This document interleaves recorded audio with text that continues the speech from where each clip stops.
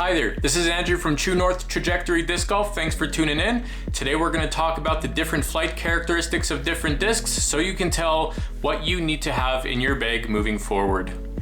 So whether you are starting fresh or you're starting to develop your game a little bit more, it's really important to understand exactly what your discs are going to do, because this will help you build your bag a little bit better. You'll have different kinds of discs for different shots and just overall improve your game. The important thing to remember is that everyone has their own throwing styles and capabilities, so you really need to pay attention to what works for you instead of just listening to popular recommendations from others. As many know, for beginners, they have no idea what the discs mean and they'll just pick up the next biggest named disc, whether it's like a Destroyer or something, because the pros use it, but it's far out of their capabilities for throwing. So it is important that you understand the numbers for you. Speaking of the numbers, this is the number one way you can tell how a disc is typically going to fly. You have different plastic types and weights and different stability ratings from different companies, which can make it a little bit tough, but ultimately the numbers guide will give you the best vision. And I understand with the flight numbers, if you're new to the game or you haven't looked into it before, it might get a little bit confusing. The numbers! What are they saying? But ultimately, you do need to understand them in order to have a best idea of what discs will work for you. So before we move into the numbers particularly, we need to overview a little bit of what's called the stability of the disc. And you're going to hear the words understable, overstable, or stable when a lot of people talk about the disc flight. You'll notice if you throw right hand, you have the backhand and the forehand. Backhand being the typical frisbee throw where you have your knuckles out, you're throwing from the left side of your body, and the forehand where you're throwing from the right side of your body, palm up, palm forward. And as you can see, these are the different kinds of trajectories they will go on based on their natural flight path. And then if you take a look at the left-handed, it's completely reversed. This is because when you're throwing right hand backhand, you're throwing it clockwise, and when you're doing a forehand, it's going counterclockwise. And this will make the disc naturally finish on different ends. And then when you're throwing left hand, it's basically that same reversal. So when taking a look at the flight paths of the stability of a disc, the overstable disc will really want to amplify that natural curve. And then the stable disc will either create a nice little S weave to it, or if you beam it hard enough, it'll pretty much just go dead straight, maybe a slight fade at the end. And then an understable disc will be the exact opposite of the overstable one, where it will go into the opposite direction of the natural flight path. So taking a look at these three diagrams of the right hand backhand shot, the overstable will want to curve far off to the left with barely any turnover to the right. The stable disc will tend to make that S pattern or straight, like I said before, and then that understable will go in that opposite direction of the overstable. So now we're going to take a look at the numbers systems. So the numbers overall you will see on this image here are speed, glide, turn, and fade. That is the order that they're presented in on every one of the discs, so you know exactly what categories they're going to be. But now we'll talk about each category. For speed, this indicates how fast you need to throw the disc in order for the flight properties to take place. It does not necessarily equate to how far you will throw it, although if you can throw those speeds, it will go farther than lower speed discs. But this is essentially trying to rate where your arm strength or arm speed is at. So essentially, if you are a beginner player, you're going to want to throw a lower speed disc because you don't have quite the arm speed to reach, say, 11 through 14, because those are for the distance drivers. That's where you develop technique and arm speed. So you won't be able to achieve those flight numbers on those higher end discs because you're not quite there yet. But if you throw something a little bit slower, mid-ranges, putters, fairway drivers that are low end, like 6 or 7 speed, these are going to allow you to hit those flight numbers a lot easier because your arm speed will match that speed. So the thing with high speed discs is they will fight the wind a lot better and they'll stay more true to its path, which is a good bonus, but it is harder to throw. And then the lower speed discs, they might get a little bit more wonky in the wind, but they will make it a lot easier for beginners and intermediate players to throw in the first place. The second number that we are going to look at is the glide. So the glide, pretty simple enough, is how easily the disc will be able to maintain its flight through the air. Obviously, if it's a lower number, such as the lowest 1, it will barely take up in the air at all and will want to drop down as fast as possible. Or the highest number 7 will really make the disc want to lift up and keep that air under it so it can maintain its flight for longer distances. You will find a lot of beginners and intermediates tending to go for the higher glide so that it can help aid them keep that disc up going forward. When you have a lower glide, you can really use that for accurate shots so that it hits the ground better, maybe it doesn't get taken away by the wind a little bit, but essentially that's the simplicity of the glide. Taking a look at the third number, this is where things get a little bit tricky. So this is the turn. Basically, the turn is how much the disc is going to want to turn away in the opposite direction of the disc's natural flight path at the beginning of the flight, not at the end. This is shortly after it releases its hand, what's it gonna do? So the rating numbers go from 1 to -5, which is kind of tricky to understand here, but you'll understand in a bit. But basically 1 means the disc is going to be extremely resistant to wanting to turn over to the opposite direction, and the -5 will make it really want to turn off in the opposite direction the most. If you take a look at a left-hand backhand throw, it will obviously want to finish to the right.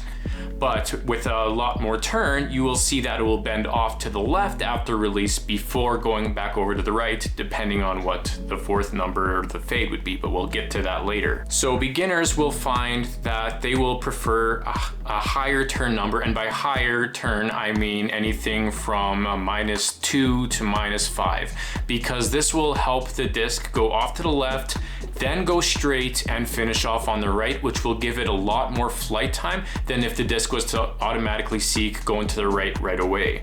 So that does help substantially, but then once you get a little bit better, you're going to want to throw discs with maybe a little bit less turn so that your disc doesn't get lost going off in the opposite direction when you don't want it to do that. So now we take a look at the fourth number, which is the fade. The fade, unlike the turn, takes place at the end of the disc's flight. And this will be a number that indicates how amplified that natural curve at the end happens. So the rating system goes from 0 to 5. 0 means it will barely fade into that natural direction at the end, whereas 5 means it will really meat hook over there. That's the term for it, it's just a heavy curve. So for instance, if you take a right hand backhand shot, the fade will want to go left at the end because that's that natural flight path. So if it has a number 5 on it, you will notice it will hook to the left very fast. And if it has a 0, it might stable out in the middle a little bit, but it will barely go to the left at all.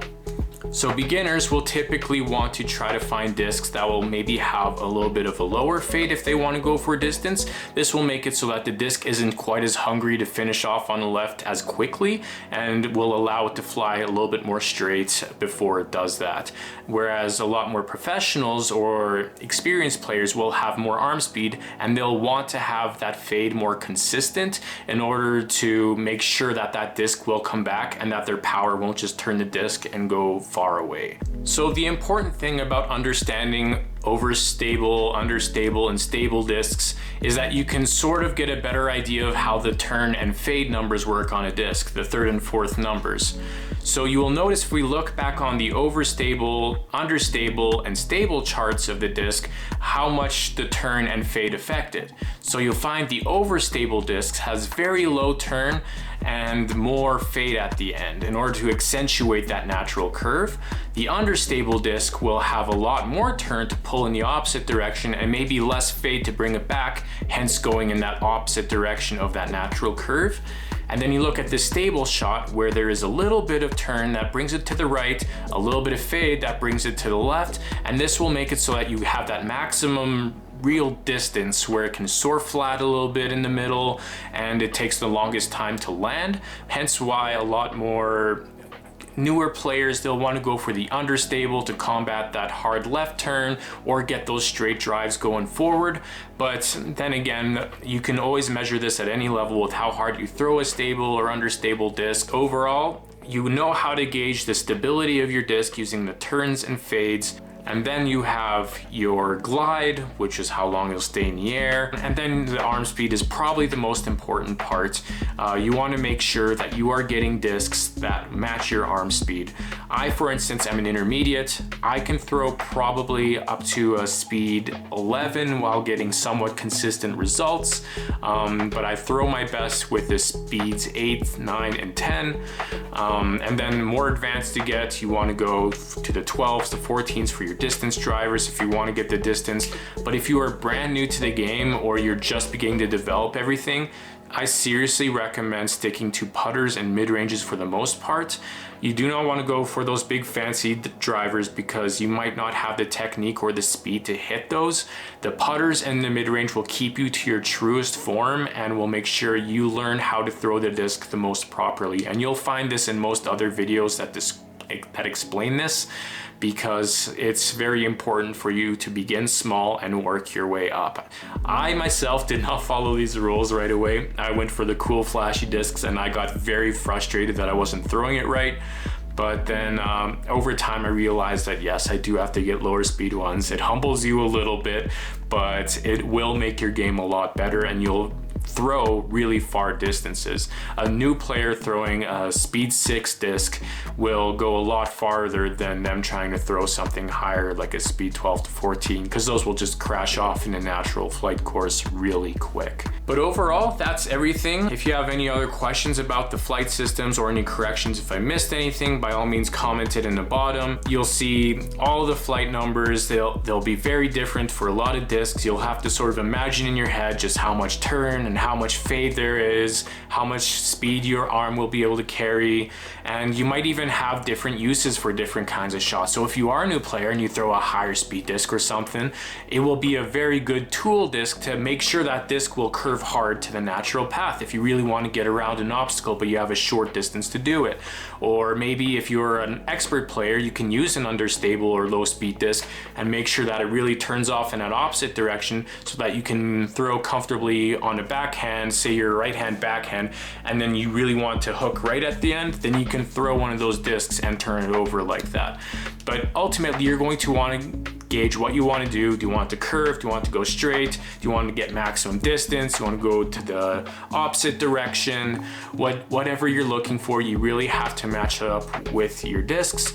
And yeah, I hope this has been helpful for you, and we will talk more about different kinds of plastics and everything later to help really go further into what the disc flights could be. Thanks for watching.